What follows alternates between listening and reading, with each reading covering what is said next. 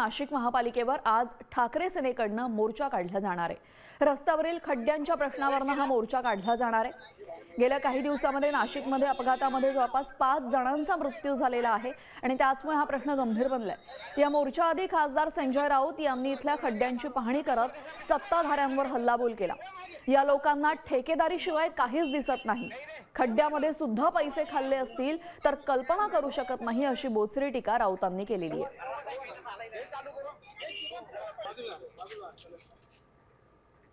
रस्त्यांची नाही, खड्ड्यांची रस्ता शोधतो यांनीच मतं दिली आहेत, यांनीच भारतीय जनता पक्षाला सत्तेत आणलाय।